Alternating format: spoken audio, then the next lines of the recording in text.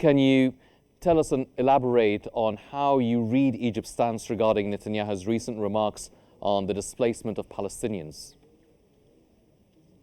This is an honorable remark by Egypt and the President Ahmed Fattouh al-Sisi, because this declaration by Israel to displace the Palestinian people or by Trump is mad ideas that deserve an unified front by the Arab world and the international community to stop such madness from taking place. They are speaking as if the Palestinian people are cattle to move here and there, to move them away from their lands. This is refused and abhorrent. This is our land, this is our country, our people who have suffered 76 years of occupation and colonization. On top of that, a genocide, deserves justice and freedom. Egypt's position is remarkable. It's humane. It's in support of the Palestinian people, just cause, in support of the Palestinian people, national cause and the two-state solution. In fact, Egypt is protecting peace. An opposite to Netanyahu and the U.S. administration, who want to evoke war everywhere in the world. This is what is needed now. That this is the word of 194 countries. It's not the United States and Israel alone. And this talk about removing the Palestinian people from their lands and occupying Gaza and occupying the West Bank, ethnic cleansing campaigns in 2025 is absolute madness. And where that is going to lead us? That's going to lead us to more escalation. That is going to lead us to expanding the area of war to include the Arab countries as well. Palestine cause is a national cause and a Muslim cause, and it's also a just cause for 2 billion Muslims and 2 billion Christians, as well as those who defend the international law and the human rights. Well, sir, what actions and what steps can Egypt take to ensure that Gaza remains a Palestinian territory? And can you shed light on Egypt's role in the humanitarian aid delivery to Gaza?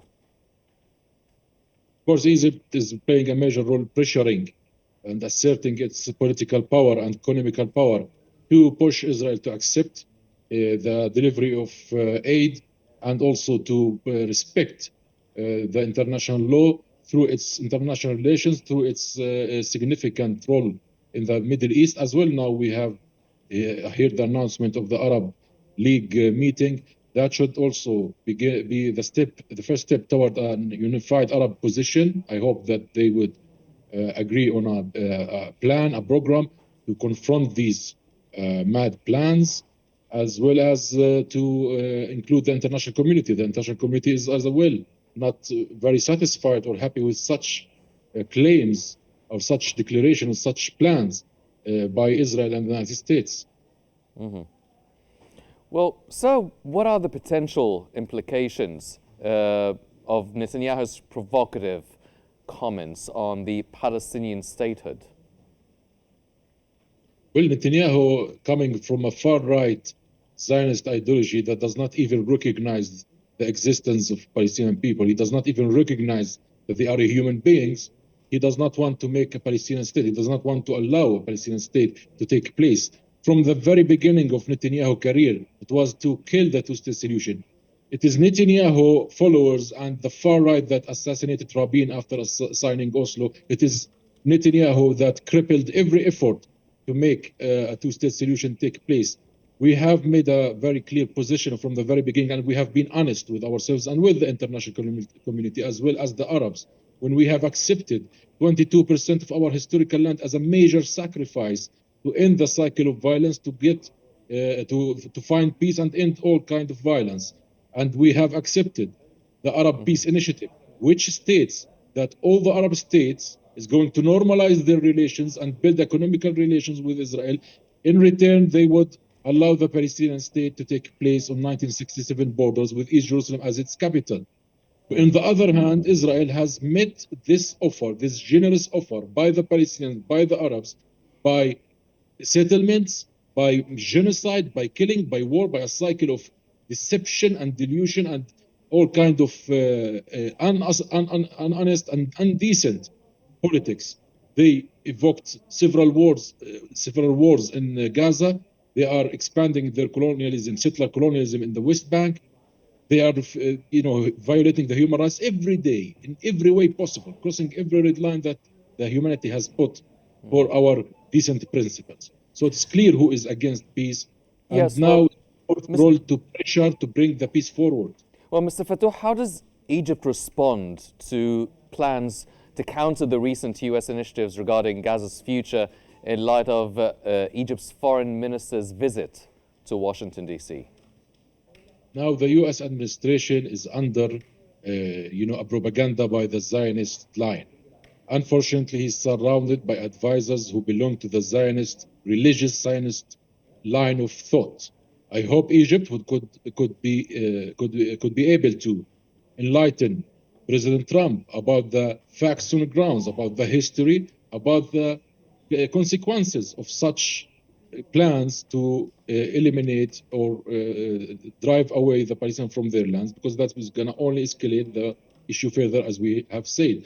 Also, Egypt has strong relations with the Arab countries and also strong relations with the international community in order to push and assert pressure that these plans are not going to serve anyone. I believe the U.S. administration, if they hear from President Abdel Fattah al-Sisi and hear from the King of Jordan, as well as from the other Arab countries, he might change his mind. And also, we have a UN resolution that states clearly that this is an illegal occupation. What they are providing is, a total attack and collapse to the entire international order. That is not going to serve anyone. This is going to lead us into the law of the jungle. Mr. Fattouh, one last question. And how does Egypt intend to address the challenges of protecting the Palestinian rights amid the ongoing Israeli actions and trying to sustain the current Gaza ceasefire? As we hear from the news that they are trying every measure possible by leading talks with the Israelis, with the mediators, with the Qataris, with the Saudis, and trying to maintain the peace and the ceasefire. Now, Israel's dream is to stop this ceasefire and escalate the war further. Now they are already leading a genocidal war against the Palestinians in the West Bank. More than 50,000 Palestinians has been displaced from their land. They are also killing and shooting in Gaza, despite that there is a ceasefire and a truce. They want war. This is a regime that thrives on war and terror. Now we need the rational voices to stand up and be clear to confront such madness. Egypt is one of these rational voices. The world now is forming a consensus that what is going on in Gaza, what's going on in Palestine, is going to only drive the world into more escalation that is going to be have consequences and reiterate to the entire region and therefore to the entire world.